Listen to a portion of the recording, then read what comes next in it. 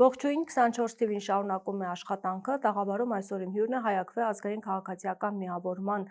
վարչության անդամ տնտեսագետ Հրայր Կամենդատյանը։ Բարև ձեզ, պարոն Կամենդատյան, շնորհակալ եմ մեզ հյուրընկալվելու համար։ Խոսենք համընդհանուր հայտարարման գործընթացի մասին։ Ազգային ժողովի տնտեսական հանձնաժողովի նախագահ Բաբկեն Թունյանը նոր առաջարկով է հանդես եկել, ըստ որի ֆիզիկական անձանց եկամուտների հայտարարման գործընթացը իրապես պետք է պարզեցվի։ Ինչ է կարծում, սա հետքայլ է իշխանության կողմից կամ ընդառաջ քայլ է արդյոք իշխանության կողմից, որովհետև հասկացել են, որ չեն կարող այդքան քաղաքացու տուգանեն, եթե նրանք չհայտարարագրվեն, թե ինչով է պայմանավորված։ Նախ պետք է հիշենք, որ այդ անձնավորությունը ամիսներ առաջ բոլոր լսարաններում, բոլոր ենթադրենք ստուդիաներում, իր աշխատավայրից ազգային ժողովում աղմուկ էր բարձրացրել, ղալմաղալ ժողովրդական ասած, բա այս միջոցառումը ֆիսկալ այն կարգի միջոցառում է, որ առանց սրա ենթադրենք ստվերը կխեղդի տնտեսությունը եւ րոպե առաջ պետք է սա ներդնել, դրանից հետո իրենք կատարեցին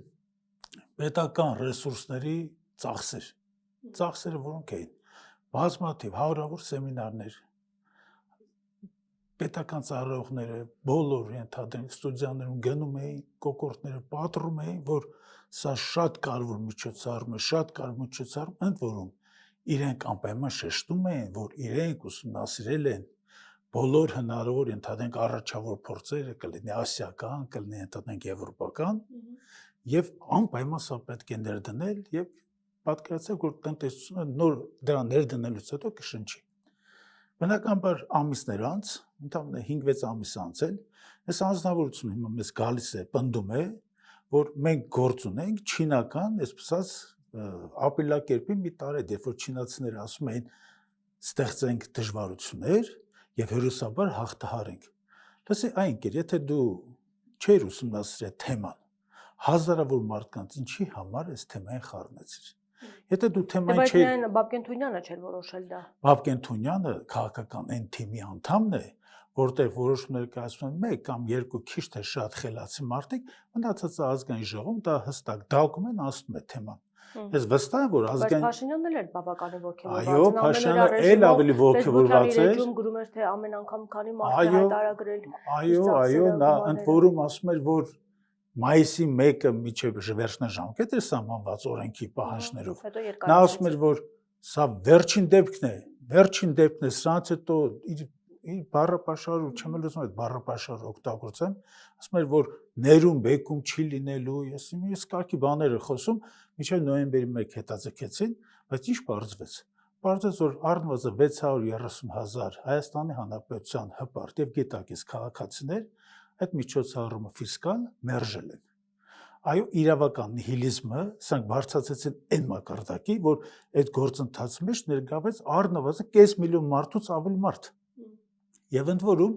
այստեղ կային բազմաթիվ խութեր, կային բազմաթիվ չլուծված հարցեր, բազմաթիվ, ես ուզում եմ այստեղ հիշատակել նաև մի քանի պաշտոնյաների այս մղումը մարդկանց խաբում էին, պարզապես ասում էին, որ 300,000 դրամ շեմից միջև այդտեղ ոչինչ չեք հայտարարել, դա կընդունվի, դա այդ ոչ մի դժվարություն, ոչ մի ֆիսկալ հետևանքներ, ծանրություններ չի առաջանալու։ Դրանից հետո նոր ենթադրենք այս թեման արդեն այդ հայտարարման շնորհիվ չկար նման բան։ Եկամտահարկի օրենքի դրույթներին ծանոթ մարդիկ բոլոր գիտեն եւ նրանք գիտեն, որ կա հարկող եկամուտներ եւ կան չհարկող եկամուտներ։ Եվ նրանց այդ պնդումները, որ միջև 300,000-ը ոչ մի բան չկա, հանգիստ տեղը գնացեք, փափուկ բարձ են դնում, սա ոչ թե ծիծաղ, սա քրքիջ էր առաջացնում, որովհետեւ մարդկանց բացահայտ կերպով ուղղակի ոնց որ դիտավորյալ կանխամտածած կերպով խաբում էին։ Հիմա որոշեցին հետքայլ անել, եթե սա հետքայլ չեն արել։ Եվ ինչ է սա։ Սա գնացել են իրենց սիրելի ճանապարհով, որն է մարդկանցից 1 կամ 2 կաշիկ հերթելու ճանապարհով է։ Իրենք չեն ասում, որ հետքայլ ենք անում այս միջոցառումից։ Իրենք ասում են, որ նոյեմբերի միջև 1-ը, երբ որ պետք է ներկայացնեք եւ նոյեմբերի 2-ը ինչը ներկայացնելու պարագայում արդեն ձեզ կգար նախազգուշացում եւ դրանից հետո եթե մեկ ամսվա ընթացքում նորից չվերականգնեիք ընդհանուր պարտավորության կատարումը, այն ժամանակ ձեզ տուգաննելու են սկզբում 10000 դրամ, հիմա ասում են այդ 10000 դրամի, այսպես ասած, վտանգը ձեր վրայից հանել ենք, չնայած Հայաստանի քաղաքացին անընդհատ այդ վտանգների մեջ է տարատեսակ աղբյուրներով, տարատեսակ հնարավորությամբ տուգանվելու։ Հիմա այս մարդիկ ասում են, դա հետ քայլ ենք իբր թե անում, բայց խնդիրը ո՞րն է։ Այս մարդիկ գնում են մի այլ ճանապարհ, որը գոնե տնտեսագետները, ֆինանսիստները եւ հարկային գործին ծանոթ մարդիկ հստակ հասկանում են ինչ են անում։ Սրանք որոշել են պարզապես մարդկանց հետ ընդհանրեն կոնսոլիդացված ուժի դեմ չպայքարել, որտեղ 630,000 հոգին դա կոնսոլիդացված հստակ ուժ է, գիտակից աշխատող ուժ է եւ նրանք որոշել են պարզապես մարդկանց տանեն դաշտ, որտեղ մարդիկ կմնան միայնակ եւ մարդիկ միայնակ պետական ֆիսկալ եւ ռեպրեսիվ ապարատի հետ շփման ընթացքում պարտադիր կերպով դժվարել են։ Այսինքն նրանք ինչ են ասում։ Եթե 300,000 դրամից ավել եկամուտ ունեն։ Ոչ, եւ նորից բոլորին է դա վերաբերվում։ Դա բոլորին է վերաբերվում։ Դա բոլորին է վերաբերվում։ Ես ձեզ օրինակ բերեմ։ Ես օրինակ բերեմ։ Ներկայացնում եք տվյալները։ Ես օրինակ բերեմ։ Այդ խափեփաների մենք պետք է շատ པարզ օրինակներ բերենք ժողովրդի մատուցենք, որտեղ մարդիկ պետք է հասկանան վերջում, որ պետք է շատ པարզ բացատրենք, առանց տնտեսական կամ տնտեսագիտական կազուգրաններ։ Եթե նույնիսկ թոշակառուն ունի աշխատավարձ կամ թոշակ եւ դրանից ինքնաշխատ կերպով պեկը կատարելու է դրա հաշվարկը եւ քաղաքացին կոկենտանենք թոշակառուն չի պարտավորություն կրելու ինքը ներկայացնի, բայց այդ քաղաքացին ենթադրենք իր տղայից կամ աղջկանից կամ թոռներից եթե 1000 դրամ իր բանկային հաշվին փոխանցում ստացավ, այդ պարտավորությունը ամբողջ ծավալով նա պետք է իրականացնի, այսինքն ինքը հայտարարի ներկայացնելու պարտավորություն առաջ։ Բայց ասում են 300,000 դրամի դեպքում է։ Հիմա փոխվեց։ Ստում են։ Ես ձեզ անկեղծ ասում, ստում են։ Թող բացեն եկամտահարկի մասին օրենքը, թերթեն, բավականին մի 40 էջանոց օրենք է դա։ Թող թերթեն, հասնեն հարկվող եւ չհարկվող եկամուտների բաժինը եւ այնտեղ ընթերցեն չհարկվող եկամուտների բաժնում նման սահմանափակում ինչ որ 300,000 դրամի կարգի պարզապես չկա, մարդիկ խափում են։ Այս սրանց աշխատելա ոչն է, խափեն, մարդկանց սկսեն խնդիրների մեջ եւ մնացածը արդեն ֆիսկալ ընդհանրական կամ ռեպրեսիվ ապարատը իր գործը անի։ Հիմա այսինքն ձեր ասածով դուրս է գալիս, որ նախ ՊԵԿ-ը արդեն իսկ այդ տվյալները ունի, աշխատավարձի չափ եւ այլն, եւ եթե ավել գումար եք ծախսում կամ նվիրատվություն եք ստանում, նվիրատվությանը դա չի վերաբերվում։ Եթե նվիրատվությունը եւ փոխառությունը փոխանցող կողմը հստակ նշում է վճարման պայմանների մեջ, եթե չնշում, այստեղ խնդիր առաջանում, ընդ որում այսինքն բանկում պետք է նշի։ Այո, բանկում պետք է։ Ընդ որում այս խափեփաները գիտեք ինչ են ասում են գրեք փոխառություն, ես ձեր հետ կապված ոչ մի ֆիսկալ միջոցառում չի կատարվում։ Դա սուտ է նորից, որովհետև քաղաքացիական օրենսգրքի դրույթների համապատասխան փոխառության պայմանագիրը բանավոր չի կնքվում, նա պարտադիր պետք է կնքվի գրավոր։ Այսինքն քաղաքացին, որը որ կունենա ֆիսկալ ծանուցում եւ կունենա այդ միջոցառում մասնակցել, ասած բարի հրավեր, նա պետք է ունենա գրավոր պայմանագիր, նույնիսկ փոխառության համար։ Հիմա այստեղ մի խնդիր կա, որ մենք պետք է հասկանանք վերջո այստեղ ինչ է կատարվել։ Եվ կատարվել է, քաղաքացիները մեծ մասը չեն իմանում, ամենավատը, որը կարող է տնտեսական հարաբերությունների մեջ կատարվել։ Դա բանկային գաղտնիքի ոչնչացումն է։ Այո, բանկային գաղտնիքը, որ նախկինում միայն դատարանի որոշմամբ է ենթադրենք ՊԵԿ-ը կամ ենթադրենք որևիցե մարմին ռեպրեսիվ բնույթի, այսպես ասենք, մենք դատարանի որոշում էր ստանում այդ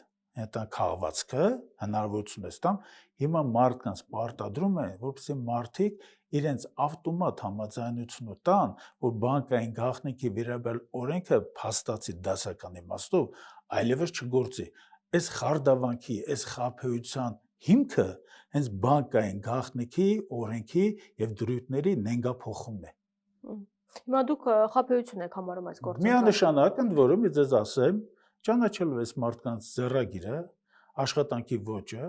ես վստահ եմ, որ Մինչև նոյեմբերի 1-ը նրանք արտահերտ նիստ են գումարելու ազգային ժողովի եւ այդտեղ բերելու են դրույթներ եւ վստահ եղեք, այդ դրույթները ավելի վատն են լինելու։ Ավելի վատն եւ բնականաբար քաղաքացիները, այդ թվում քաղաքացիների հետ համագործակցող տնտեսական խմբերը եւ նաեւ մտահոգ քաղաքացիները, ոչ իրազեկ քաղաքացիների միությունը, այս քաղաքացիները բնականաբար այդ թվում նաեւ ես մարդկանց կներկայացնենք իրերի իրական դրությունը, մարդկանց կբացատրենք բարձ, հասկանալի եւ մարդիկ կհասկանան, որ ոչ մի հետքայլ չի եղել։ Սրանք հետքայլ չեն անում։ Իսկ ընդառաջ քայլ, որովհետև մարդկանց աղմուկը շատ էր, որ ինչու պետք է Խնդիրը այստեղ մենք գիտեք որն է։ եթե առանձնապես մեծ աշխատավարձ չենք ստանում, մեծ եկամուտներ չունենք, թող հայտարարեն նրանց, ովքեր մեծ բարձր աշխատավարձներ են ստանում։ Դուք շատ ճիշտ դիտարկում եք կատարում, շատ ճիշտ դիտարկում եք կատարում եւ այդ հարցերի կարգավորումը գիտեք որն է։ Հարցերի կարգավորումը պետական ապարատը պետք է ծանրաբեռնել հիմարություններով։ Որովհետեւ դուք այստեղ մի հատ հաշվարկ արեք, մոտ 630,000 հոգու պետք է ծանուցում ուղարկվեր, հետո այդ ծանուցումը նախազգուշացումը ստանալուց հետո ֆիսկալ գործերը պետք է հատ ուսումնասիրվեր, ընդ որում ֆիզիկապես պետք է ուսումնասիրվեր, յուրաքանչյուր անձի ընդհանրենք այդ բանկային հաշվի տեղեկանքները ունենալու, այս ամեն ինչը, հիմա գիտեք խնդիրը որն է, այս մարդիկ պատրաստ չեն համագործակցել եւ առաջ քայլել, իսկ առաջ քայլը որը կլիներ։ Ես առաջ քայլի հետ կապված ասեմ, հայակվե ազգային միավորումը, որի սոցիալ-տնտեսական հարցերը ես եմ համակարգում, մենք արել ենք առաջարկ։ Ընտրում ասուլիսի ընթացքում ներկայացրել ենք, առաջարկը հետևյալն է, որ սահմանել չհարկվող շեմ տարեկան եկամուտների, մոտավորապես 10 միլիոն դրամ ենք մենք նախատեսել, եւ ամսական միջև 800,000 դրամ եկամուտներ աշխատավարձ կամ աշխատավարձերին հավասարացած վճարումներ ստացող կամ դրսից տրանսֆեր ստացող քաղաքացիները պարզապես ազատվելու են այս հիմարությունից։ Դե մի խնդիր էլ առաջացել։ 10,000-ավոր մարդկանց խաբեցին, որ պարտադիր է, ժամկետը չենք փոխելու, հետ նահանջ չկա, ես հայտարարագրվեցին։ Չեն հայտարարագրվել, բայց մարդը գիտեք ինչ են արել։ Մարդը գնացել են նույնականացման քարտեր են հանել, որ նույնիսկ պետք էլ չէր։ Մարդը գնացել են նույնականացման քարտը կարդացող սարքեր են գնել։ Այս սարքը մոտավորապես 4-5,000 դրամ էր դարձել, ընդ որում արդեն չէր ճարվում։ Մարդկանց ստիպել էին գնալ կատարել ինչ-որ ծախսեր, որոնք բացարձակ դրա կարիքը չկար պետության մակարդակով։ Խնդիրը գիտեք որն է, վստահ եղեք, օրեր անց նրանք գալու են նորից հակաժողովրդական մի քայլ ձեռները, մի տրցակ թուղթ բերելու են, որտեղ սև ու սպիտակի վրա գրած է, որ նրանք հակաժողովրդական քաղաքականություն են վարում։ Մասնավորապես որ առումով ինչ են ներկայացնում, ինչ վտանգ եք տեսնում։ Վտանգ է ձեզ ասեմ։ Թաքնված նպատակները դրանց հետևյալն է։ Նրանք չեն կարողանում երկրի տնտեսությունը զարգացնեն, արագացնեն նրա զարգացումը, նրան ինովացիոն շունչ հաղորդեն, նրա մեջ այդ հորիզոնական զարգացումը փոխարեն ուղղահայաց զարգացման, ավելի ինտենսիվ զարգացման, դա մի կողմից, երկրորդ կողմից հավաքած պարտքերը։ Այս հավաքած պարտքերը բերում են նրան, որ պետության վզից այսօր կախված է մի ծանր քար, մոտավորապես 14 միլիարդ դոլար արժողությամբ եւ ծանրությամբ։ Հիմա այդ կրեդիտորները, դոնորները, ովքեր Հայաստանին փող են այսպես տալի ազատ, արագ տալիս են, չէ՞, ընդ որում գնալով դրա գինը բարձրանում է։ Այնակ համապատասխան առաջարկներ, հանձնարարականներ եւ պահանջներ են ներկայացնում կառավարությանը, որ դուք պետք է կատարեք այս միջոցառումը, լավ կյանքից չէ, որ թոշակառուներ կոպեկների հետևից են ուզում գնան։ Երբ որ տրանսֆերները դրսից երբ որ հարազատներից մեկը օգնում է հարազատին, ասում են դրա համար պիտի 20% պիտի հարկ տաս։ Հարկը տաս, դրանից զատ մարդկանց ստիպում են, որ երբ որ կյանքում այդ մարդը ընդհանրեն եղել է մանկավարժ, եղել է զինվորական, ստիպում են մտնել ֆինանսիստի, ոնց որ բարձրակարգ ֆինանսիստի աշխատանք այդ մարդկանցից պահանջում, որովհետև այս լրացնելու համար, հայտարարը լրացնելու համար սովորական քաղաքացին, որը նեղ մասնագիտական, տնտեսագիտական, ֆինանսական կամ հաշվապահական աշխատանքի փորձ ունի, նա պարզապես չի կարողանալու լրացնելու սխալներով եւ դրա համար ավելի ընդհանրենք ծանր դրության մեջ է հայտնվելու։ Այս է երկրի վիճակը։ Խոսենք նաև կենսաթոշակների հետ կապված դուք առաջարկով եք հանդես եկել բարձրացնելու, նախ ինչ ծրագիր եք դուք ներկայացնում։ Եկեք նախ հասկանանք թե շահառուները ովքեր են, շահառուների քանակը եւ շահառուները ընդհանրենք իրենց եկամուտների ծավալով երկրի ընդհանուր բնակչության մեջ ինչպեսի տեղ են զբաղեցնում։ Շահառուները մոտավորապես 502,000 քաղաքացիներ են։ Այս 502,000 քաղաքացիների միջին ոչ նվազագույն միջին կենսաթոշակը 49,000 դրամ է։ 49,000 դրամով Հայաստանում հնարավոր չէ պարզապես սարբել։ Դա սովամահությունից խույս տալու պարզապես փոքր ընդհանուր ժամանակի ձգոցի է։ 49,000-ը դա մոտավորապես 2 անգամ ցածր է արժեքային արտահայտությունը նվազագույն Զամբյուղից։ Նվազագույն Զամբյուղը 75,000 դրամ է, այսինքն Հայաստանի Հանրապետությունը իր առողջությունը, աշխատանքը, այս երկրին նվիրած քաղաքացուն հնարավորություն է տալիս պարզապես թեր սնվելով մահանալ։ Հիմա մենք ինչ պետք է հնարավորություններ կա բարձրացնելու հնարավորությունները, բարձրացնելու կան մի քանի հնարավորություններ։ 3 ճանապարհ կա, ես արագ կարող եմ այս ճանապարհները թվարկել։ Ճանապարհներից առաջինը ծանրությունը բիզնեսի վրա դնելն է, հարկերը բարձրացնելը։ Մեկ այդ ճանապարհը մերժում ենք, որովհետև տնտեսությունը պահանջում է ազատություն, տնտեսությունը պահանջում է նոր շունչ, նոր իմպուլս է պահանջում, այդ ճանապարհով չեն գնալու։ Երկրորդ ճանապարհը դա ընդհանրենք նոր վարկերի ներգրավում է, արտաքին կամ ներքին պարտքի, այսպես ասած, ավելի ծավալի ավելացումն է, եւս այդ ճանապարհով չեն գնում, եւ երրորդ ճանապարհը դա արդյունավետ օպտիմալ կառավարման գործիքներն են, եւ այդ օպտիմալ կառավարման գործիքների մեջ մտնում են առաջինը վարչապետի Պաուստային ֆոնդի կրճատումը, դա 18 թվականին կազմել էր 23 միլիարդ, հիմա կազմում մոտավորապես 63-64 միլիարդ, տարբերություն տեսնում եք, չէ՞, 3 անգամ աճել է։ Դա կարելի ասել վարչապետի գրպանի փողն է, դες անկեղծ ասեմ։ Հիմա հաջորդը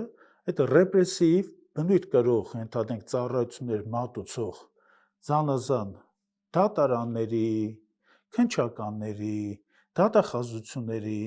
ընդ որում դրանց տեսակները գնալով անընդհատ ավելանում են, չէ՞։ Դրանց հատկացող գումարները 18 թվականին եղել է մոտավորապես 31-32 միլիարդ դրամի կարգի, հիմա դրանք 93 միլիարդ են կազմում։ Ռեսուրս է, չէ՞, 60 միլիարդը այդտեղ միայն այդտեղից կարելի է այս ամեն ինչը վերցնել։ Երկրորդը, երրորդ կետը դա արտաքին պարտքի օպտիմալացումն է։ Բնականաբար ոչ մասնագետներ կհարցնեն արտաքին չեք հասկանում, ես ձեզ ասեմ, ընդհանրենք 1 միլիարդ դոլար Հայաստանը պարտք ունի, չէ՞, ընդհանրենք 10%-ով։ Ինչն է խանգարում Հայաստանի Հանրապետության համապատասխան լիազորությունեցող ընդհանրենք ֆինանսիստներին, որպեսզի նրանք համաշխարհային շուկաներում հեռու չէ, հիմնականում Լոնդոնում գտնեն ավելի էժան միջոցներ, ընդհանրենք 3.5%-ով։ 3.5%-ը այսօր 10 տարվա տևողությամբ պարտատոմսերի միջին կշռված գինն է բորսայում։ Ընդամենը 2-3 շաբաթ առաջ 3.7%-ով Հունաստանը նորից տեղաբաշխել էր պարտատոմսեր։ Տարբերությունը 10-ի եւ ընդհանրեն 3-7-ի 6%-ը 1 միլիարդի մեջ ստանում է 60 միլիոն դոլար։ Մյուսը չորրորդ կետը, որ ամենակարևորն է, կարծում եմ, դա տնտեսական աճի, տնտեսական զարգացումից ստացվող բյուջետային հատկացումների առնվազն 20% այդ բնագավառ տանելն է։ Խնդիրը նայեք որն է։ Խնդիրը այն է, որ պետությունը պետք է լավագույն տնտեսվարողական ձիրք դրսևորի, որը կոնկրետ հիմա պարզապես չկա։ Պարզապես չկա եւ խնդիրը գիտեք ուր են տարել։ Հիմա առողջապահության ապահովագրությունն են համընդհանուր ցանկանում այսպես մտցնել, ներդնել։ Մոտավորապես 300 միլիարդ դրամի կարգի գումար է այդտեղ, այսպես ասած, գնալու նախնական։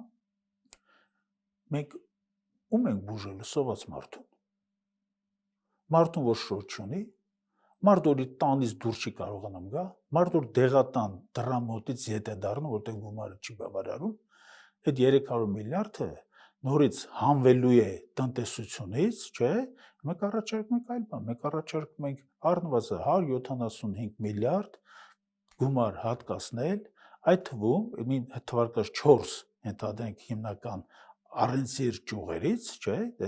եւ դա հատկացնում էր թոշակառուներին։ Թոշակառուների 50% թոշակի բարձրացումը շատ մեծ գումար չի։ Բնականաբար այս վտանգի մասին իշխանությունները գիտեն, եւ այս վերջերս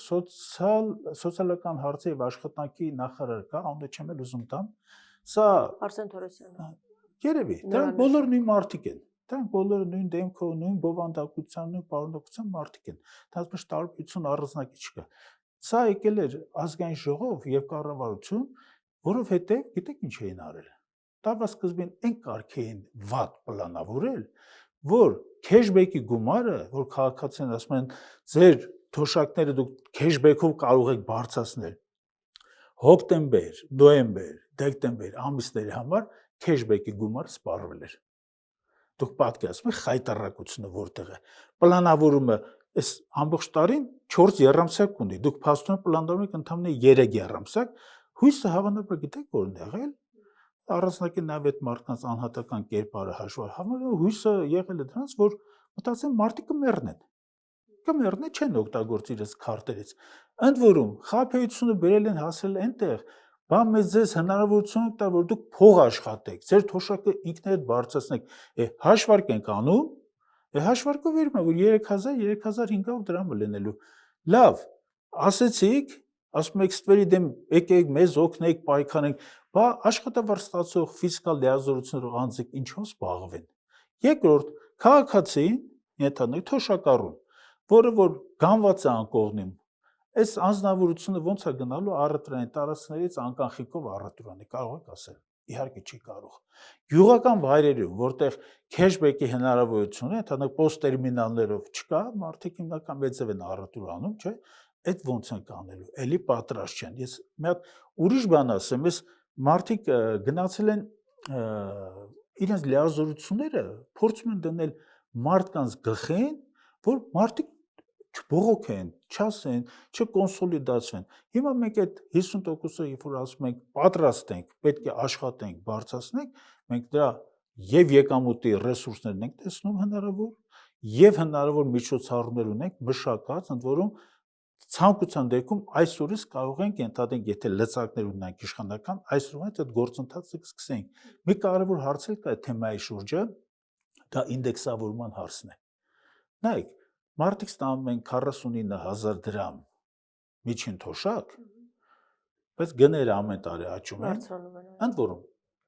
պարոնային ապրանքների գները ի տարբերություն մնացած ապրանքների ոչ պարոնային, նրանք աճել են մոտապես այս վերջի 7 տարվա ընթացքում 40%, 50%, առանձին ապրանքային խմբեր կան 60% միջև աճել են, օրինակ կաթնամթերքը։ Հիմա քաղաքացին այդ հաստատուն իր 49000 դրամով, եթե նա ձեռք է բերում 2018 թվականին 20 հատ հաց, հիմա լավագույն դեպքում ձեռք է բերելու 15 հատ հաց կամ 12 հատ հաց։ Ինդեքսավորումը նշանակում է, որ երկրում գրանցված գնաճը, ինֆլյացիան, ասեմ, որ ժողովուրդը հասկանա, ինֆլյացիան պետք է հաշվի առնել եւ յուրաքանչյուր տարի ինֆլյացիայի գրանցված կենտրոնական բանկի կողմից ուսումնասիրված, գրանցված, հաշվառված այդ ինֆլյացիայի տոկոսադրույքը պետք է տարածել թոշակների վրա։ Այսինքն, եթե երկրում 5%-ով թանկացավ ամեն ինչ, հաջորդ տարի թոշակը պետք է լինի ընդհանրապես 50000-ին գումարած 5%, 2500 պետք է ավելացնել։ Խնդիրներ կան, որ պետք են լուծում պահանջում, որովհետև մենք գործ ունենք իրենց ֆիզիկական կյանքի մայրամուտում գտնվող մարդկանց հետ։ Նրանք չեն կարող սпасել։ Այս մարդկանց պետք է պետությունը ձեռք մեկնի եւ պետությունը պարտավորություն ունի նրանց նկատմամբ։ Վերջ-վերջը նաեւ ընտրողներ են եւ պետք է խելացի լինեն, որ մարդիկ գնան իրենց ընտրեն, բայց հասկանալի է, երբ որ մարդիկ ունենան 50%-անոց ենթադրենք աճի հնարավորություն կամ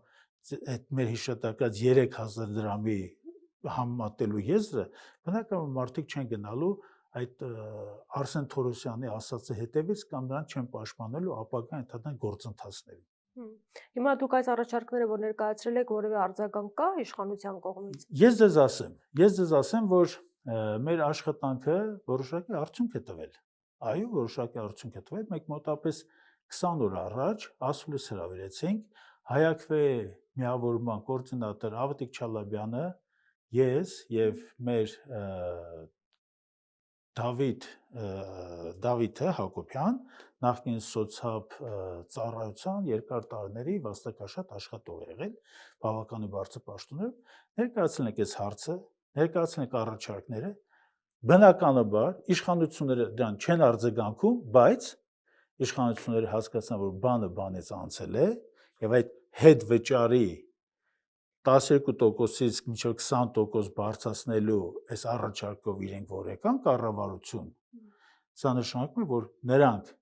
իրենց չհասկացողը տեղ են դրել, բայց վտանգը հասկանում են, որ մարդիկ պարզապես չեն կարողանում այդ կոպեկներով գոյատևել։ Մեր աշխատանքները շարունակվելու են, ընդ որում ես ձեզ ասում ենք ինչ ենք անելու, որոշակի անոնս անենք օգտվելով ձեր այդ հանդիպման հնարավորությունից, մենք հանրագիր ենք պատրաստում։ Հանրագիր այդ թեմաներով երկու կետ։ Առաջին թոշակները բարձրացնել 50%, երկրորդ կետը յուրաքանչյուր տարի իրականացնել թոշակների ինդեքսավորում։ Հիմա հանրագիրը դա հանրագիրի մասին օրենքի դրույթներով, այսպես հնարավորություն է, մենք երևի 100,000 ստորագրություն կհավաքենք եւ հանրագիր կներկայացնենք կամ կառավարություն կամ ազգային ժողով եւ կսպասենք նրանց պատասխանին։ Նրանք դա չեն կարող մերժել, ասում են կտուրը գցել խոսքը կամ ընդհանրենք պարզապես փորձել թաղել այդ միջոցառումը։ Այդ երբ որ 100,000 մարդ մասնակցում է մի միջոցառմանը, ինչպես կոնկրետ նաև այդ հայտարարման հետ կապված դեպքը նաև հաշվի առնենք, չէ՞, իշխանությունները երերում են եւ նրանք պատրաստ պետք է լինեն գնալու այսպես ասած զիջումների եւ այս զիջումների արդյունքում պետք է լինի, որ քաղաքացին պետք է մարդավայր ապրելու գոնե հնարավորություն ստա։ Եթե դա էլ կմերժեն, այդ ասածը կթողեն քաղաքացիների հայեցողությանը, քաղաքացիները շատ գրագետ են, շատ լավ պատրաստված, ընդհանուր նամակները այսօր ստանում են, պատկերացեք առանց տառասխալների երկար նամակներ են գրում։ Կիրթ մարդիկ են, խելացի մարդիկ են, մտահոգված մարդիկ են, ընդ որում մարդիկ հասկացել են, որ սա միակ հնարավորությունն է իրենց եկամուտները իրապես բարձրացնելու։ Եվ թեև ժամանակը կարճ է, բայց որպես տնտեսագետ հետաքրքիր է ձեր կարծիքը նաև Սյունիքի ճանապարհի հետ կապված, որ արդեն Ամերիկայի Միացյալ Նահանգների հետ պայմանավորվածությունը կա եւ ներկայացում է վրան տնտեսական մեծ հնարավորություններ է տալու, ենթակառուցվածքներ են այնտեղ կառուցվելու։ Դուք ինչ դիտարկում ունեք այս առումով, ինչ տնտեսական հնարավորություններ մեզ կտա։ Նաև ներդրումների առումով։ Նաև ներդրումների առումով ասեմ, մենք պետք է հասկանանք, դեռ բազմաթիվ շերտեր կան։ Կան աշխարհակական շերտեր, կան տնտեսական շերտեր, կան ֆինանսական, կան պարզապես ընդհանրենք արտադրողականության հետ կապ ունեցող որոշակի հարցեր, մենք պետք է մի այսպես արագ համեմատություն կատարենք, համադրենք։ Եթե գործում է Բաքու, Թբիլիսի, Կարս երկաթուղին, եթե գործում են Բաքու, Թբիլիսի, Ջեյխան նավթամուղը, եթե գործում է Բաքու, Թբիլիսի, Կարս գազամուղը, եւ եթե այդ հզորությունները տնտեսական խողովակաշարերը եւ երկաթուղին բեռնված են ընդհանրապես 30%-ով 40%-ով։ Ընդ որում վրացական տարածքով երկարությունը 248 կիլոմետր է։ Հիմա պատկերացրեք, Վրաստանն էլ լոյալ պետություն է, լոյալ չեզոք պետություն է հարցում։ Հիմա պատկերացեք, որ 46-44 կիլոմետրանոց հատվածը Հայաստան Հանրապետության բերելու է եկամուտ։ Իհարկե ոչ։ Իհարկե ոչ։ Դան է գումարեք, որ մշտական անկայուն վիճակ են տեղ լինելու։ Այսինքն դուք եք այն կարծիքի, որ ճանապարհը ավելի պետք է պայմանավորվի երկար լիներ, մեծ լիներ, Չէ, երկարության խնդիր չկա։ Երկարության խնդիր չկա։ Այդ հզորություններին սպասող չկա։ Արդեն իսկ գործող վրացական կողմով գնացող այդ հզորությունները, խողովակաշարները, երկաթուղին, գազամուղը, նրանք թեր բեռնված են։ Այսինքն այն խաբեբան, որը պնդում է, որ այս տարածքով միլիարդավոր դոլարներ են առաջանալու, գեներացվելու, նա պարզապես մարդկանց խաբում է։ Նա թյուրիմացության մեջ է գցում եւ փորձում է աշխարհակահաղական իր պարտությունը այդ զիջելու, հանձնվելու պատրաստակամությունը փորձում է սքողել, խաբել մոլորության մեջ գցել եւ ինչ որ միլիարդավոր դոլարներից է խոսում։ Ինչ միլիարդավոր դոլարներ։ Իմ այդ միլիարդավոր դոլարների պնդողի ես հարց եմ տալի Վրաստանը 246 կիլոմետրանոց հատվածի համար տարեկան ստանում է ընդհանրենք մի 30 միլիոն դոլար ստանում է նավթամուղից, մոտավորապես մի 40 միլիոնի կարգի ստանում է գազամուղից, ընդհանուր գազամուղից վերցնում է նա բնեղենով է վերցնում, Վրաստանի ամբողջ եկամուտը այդտեղ մի 200-300 միլիոն դոլար է։ Լավագույն դեպքում, ասենց ասեմ, 252 կիլոմետրի համար, այսինքն այդ ռենտաների համար, վարձավճարի համար մոտավորապես այսքան վերցում։ Հայկական կողմը 5 անգամ պակաս, դա լինելու է մոտավորապես մի 30-40 միլիոն դոլարի խնդիր, եթե ամբողջ հզորություններով էլ աշխատեն, այդ 30-40 միլիոնն էլ երբ որ բաժանում ես ամերիկյան կողմի եւ հայկական կողմի միջեւ, ասում է հայկական կողմը մոտավորապես 15 միլիոն դոլարի ունենալու է ակնկալիք, սպասվելիք լավագույն դեպքում 15 միլիոնը դա մոտավորապես 7.5 միլիարդ դրամ է, 7.5 միլիարդ դրամ Հայաստանի Հանրապետության կոշկակարները, հաստուղները, բարի ուսուցիչները, ենթադրենք մարդիկ, տաքսիստները այդ գումարից ավելի շատ գումար են հարկ են վճարում պետական բյուջե։ Խնդիրը նա է, որ այդտեղ մենք գործ ունենք միջանցքի հետ, այո, միջանցքի բացարձակ քաղաքական է եւ այդ քաղաքական պարտությունը, հերթական պարտությունը, ընդ որում ոչ վերջինը, այս մարդը փորձում է ինչ-որ ասում է, եկեք անունը Բայց Ամերիկայի Միացյալ Նահանգները 145 միլիոն դոլարի ներդրում պետք է անեն, սա արդյոք վստահ եք, որ չեն անում։ Մեծ գումար չի։ Չէ, վստահ եք, որ չեն անում։ Ինչու՞։ Որովհետեւ Տրամպի ուղի է կոչվում, պայմանավորվածություն կա, Տրամպի լրջության վրա, երբ որ Տրամպի լրջության վրա, երբ որ մենք փորձում ենք ինչ-որ բան կառուցենք, մենք ընդհանուր հիշենք, որ մի օր Հայաստանի ղեկավարն ասում է, «Էնտեղ են», հետո ասում է Կամբոջայի ղեկավարն է, հետո ասում է Ալբանիայի ղեկավարն է, Բայց ամեն դեպքում պայմանավորվածություն կա, որ պետք է պայմանավորվածությունները կան, դրանք դեկլարատիվ բնույթ են կրում։ Պայմանավորվածությունների տակ, այսպես ասած, որպես հիմք ստեղծող տնտեսական հիմքը ձևավորող հավելվածներ, ժամկետներ, բաժանումներ, շահաբաժինների հետ կապված, կառավարում արժեթղթերի ոչ մի բան չկա։ Իսկ եթե ամեն դեպքում տրամադրվի այդ գումարը,